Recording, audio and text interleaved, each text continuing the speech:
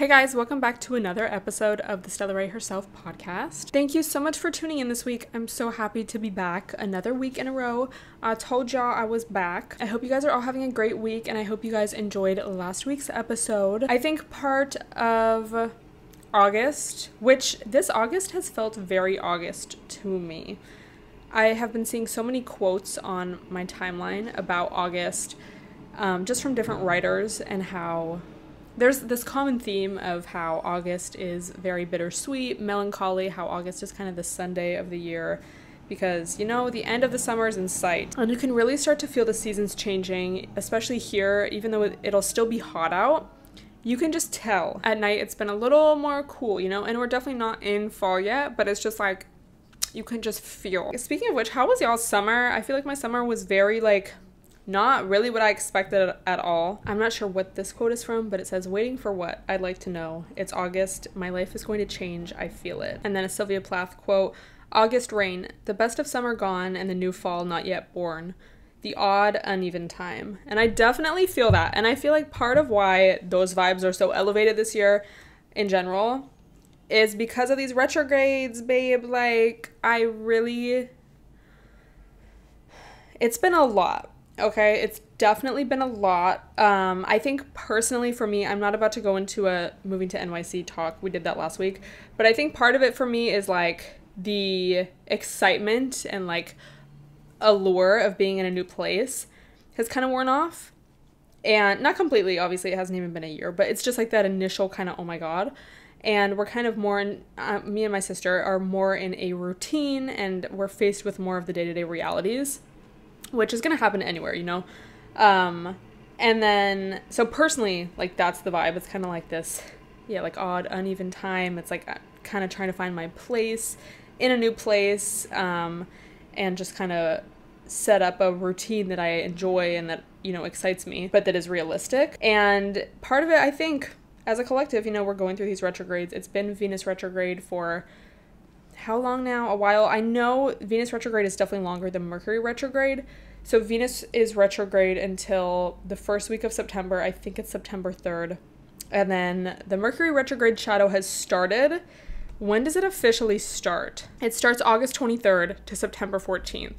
So literally the first day of Virgo season. Basically for the next month, a little less, we are still going to be in that odd, uneven time, y'all. We're going to be thinking about things from the past. We're going to be rehashing, past events. We're going to be thinking about why we are the way that they are, why we are the way that we are. We're going to be pondering, what can I do to make my life better, to improve my life. And I think in general, Virgo season is already a time where, we tend to do that. It's let's wrap the party of Leo season up. Let's wrap the summer up, get our lives together, get organized, come back to the body, to health, to purity. I just feel like it's going to be all the more elevated and possibly even messy if we don't know how to manage it with these retrogrades.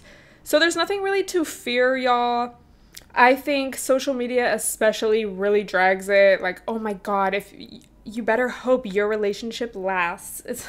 Chances are if your relationship doesn't last, it's because it wasn't going to last anyway. You don't need to create a self-fulfilling prophecy oh my God, I'm scared my relationship's gonna go to shit, or oh my God, because of retrograde. It's bro, it's just an opportunity to reflect and to make sure that what you're doing, whether that's, in your relationship or in your career or just in your day-to-day routine, is truly aligned with your highest self, with the person you aspire to be, with the person you want to be, and with the person that aligns with your goals and what you feel your purpose is. And maybe you don't have a purpose, you don't feel a purpose, but this is a good time to kind of reflect on what has brought you a sense of purpose in the past. When have you felt the most just yourself, the most seen for who you are, the most appreciated, the most, part of a collective or of a community? That doesn't mean you need to be an extrovert, but just that sense of just this is I belong here. So if you don't feel that now, it's a good opportunity to kind of look within and think when have I felt that in the past? I would recommend a lot of journaling, y'all. I've definitely been trying to journal more because it's just been a weird year for me. Any big move or change is just gonna be weird, even if it doesn't feel weird at first. There's gonna be weird things that come up. And so I've definitely been trying to do a lot of journaling And I think especially over the past couple weeks, I've really been brainstorming on the things I just was talking about. Like, what makes me feel most aligned with myself and what I feel my purpose is? When do I feel the most in the flow state? And what can I do to create more of that? I don't know about y'all, but it's very easy for me to get in a routine. And, you know, that can be for the best. That can definitely be very beneficial. When I put my mind to something, I can do it. Like, if I'm like, I want to start going to the gym at 5 a.m., like, I can do it. And it becomes very second nature to me, like, very easily. So it's a gift. But then also with that, it's on my fixed placement scroll, since we're on the topic of astrology. But with that, I also will stay comfortable in my routine, for better or for worse, you know, often for worse. You know, I would rather put the comfort of my routine, the comfort of the known, over, you know, the discomfort or uncertainty of a situation that could potentially bring me, you know, even better results or more happiness or just more whatever. So that's my personal, like, little life lesson, something I've been thinking about recently. Because I think a big reason why I felt over LA is, like, I just was always doing the same thing. I think the pandemic really contributed to that, but it's also, I know that's just naturally who I am. So I don't want that to happen now, so I'm just trying to be mindful of, like, okay, how can I switch it up in my day-to-day? What you may be thinking about could be completely different. But just knowing yourself is so important, and knowing, like, I mean, knowing yourself in that way, but then also just, like, what do you get triggered by? What is still, like, a recurring issue for you, you know, in relationships or just with yourself and all of that. So I would love to hear your thoughts on any of this. If you have been doing any reflections, what have you been thinking about and what themes keep coming up for you? And how do you feel about these retrogrades? Don't let social media get to your head. Like, don't have this idea, like, oh my God, all my relationships are gonna, like, fall apart. Like, they don't have to. It's about your relationship with yourself and, like, what, you know, it's like change, evolution, growth. Sometimes it's going to be uncomfortable, but it's nothing to fear, you know? So something I wanted to touch on today, because I feel like it's been such a relevant topic. And then I got a personal comment that really sealed the deal. I was like, I have to talk about this. So it's this concept of age recently, I think, with social media and with these newer generations. Maybe Gen Z, but it's really, I feel like the generations after Gen Z. This is what happened to me. And I've seen this happen so much before, but it, like, finally happened to me. So I posted a Q&A with my sister, and on Instagram, I posted a clip of it, and someone was like, oh my God, Stella, like, you look so young. What's your secret? Like, what's your skincare routine?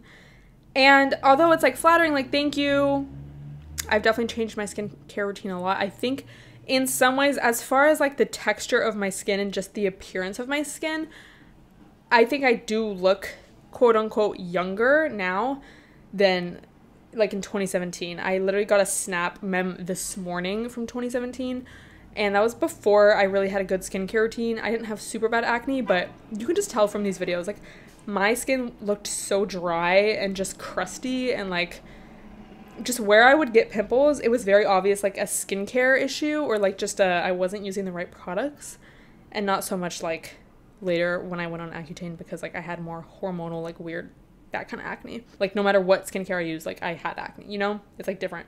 So I get where this person was coming from. Like, I wasn't offended by it, but then someone replied to it, and they were going into a little back and forth, and, like, it did make me think, like, they were like, bro, she's only, like, 24, 25. Like, what do you expect someone in their 20s to look like?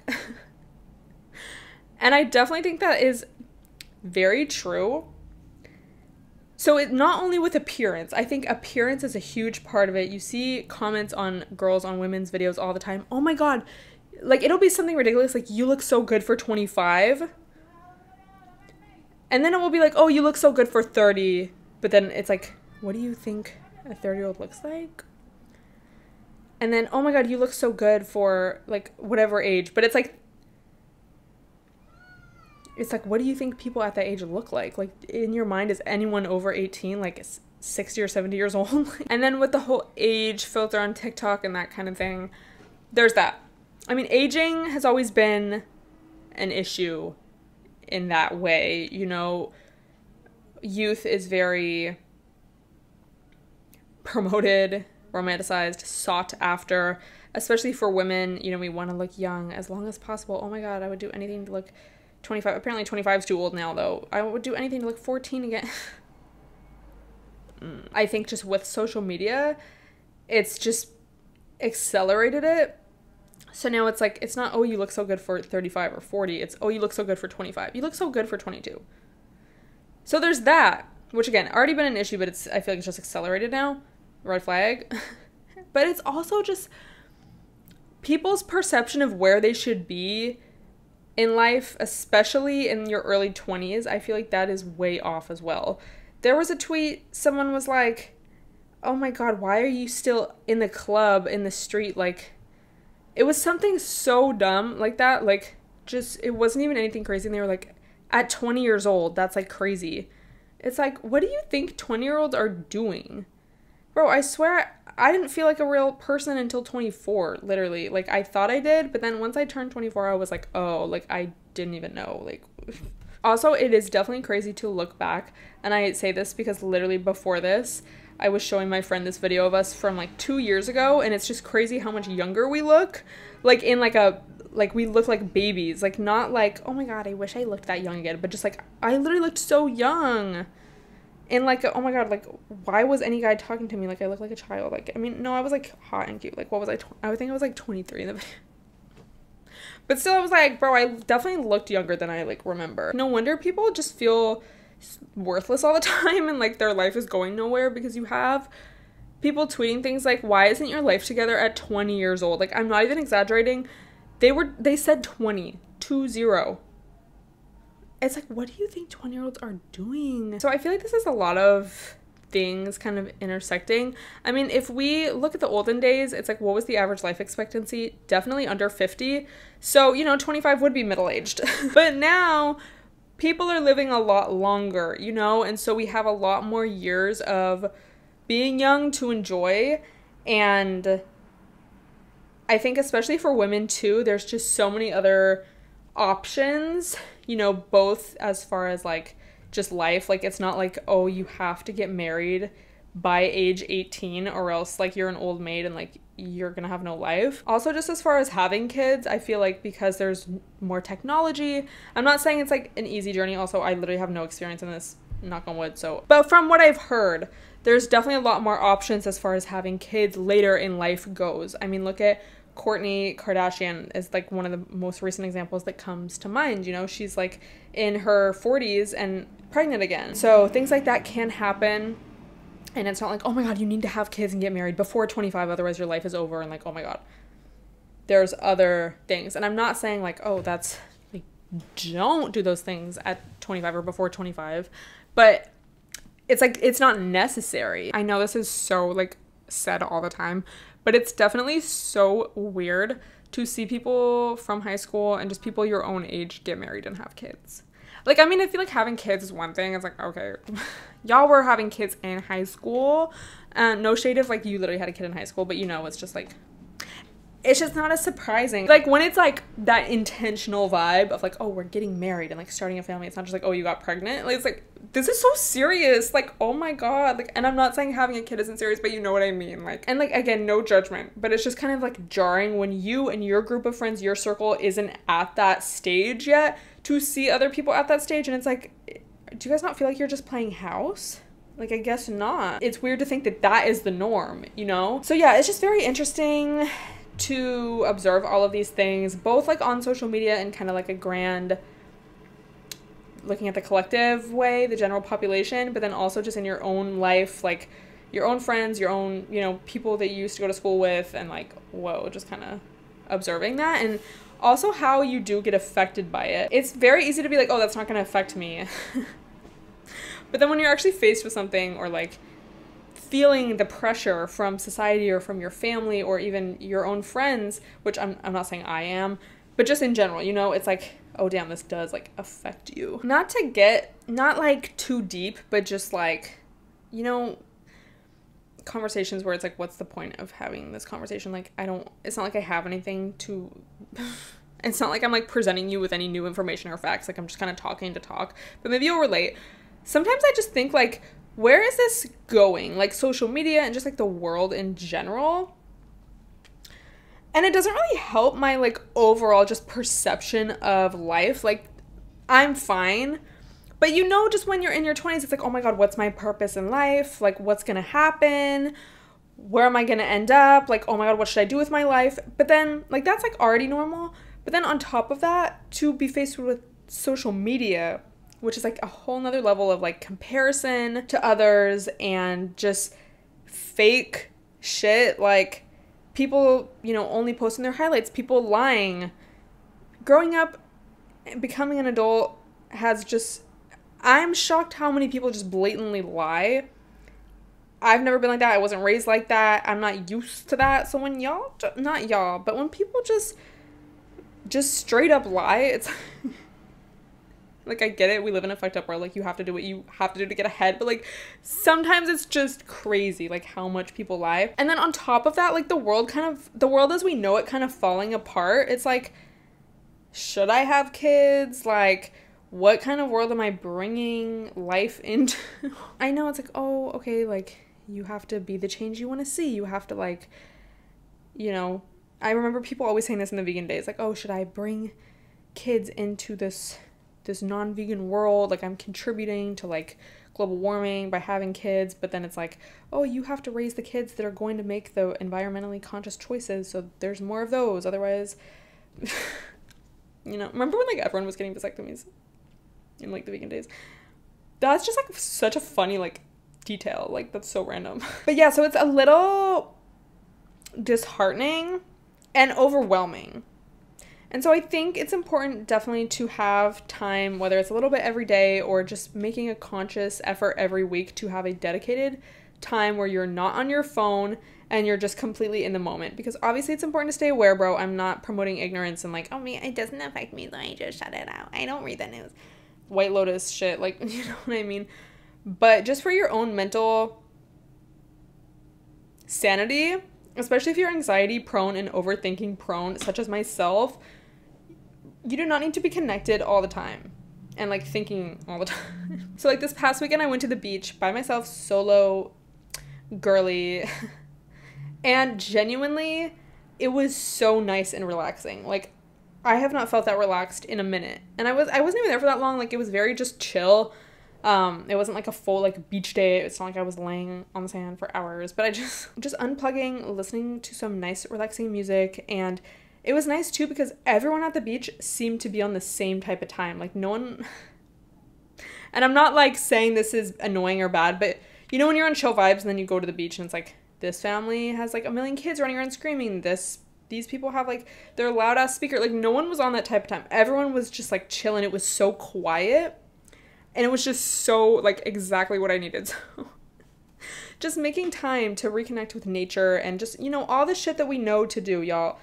Journaling, meditating, working out. I feel so much peace when I work out, both lifting heavy and I was gonna say lifting heavy, but cardio too, like getting a sweat, being in the sun, you know.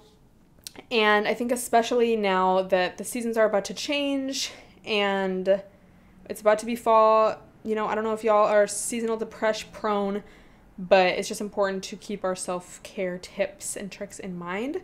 And just remembering that your body is an animal, you know, like we are humans. We have like this mind that like really feels like it doesn't benefit us sometimes because it can just, you know, when you just are overthinking so much, like, bro, I don't need to be doing this, please stop. But your mind is like, we got to keep doing it.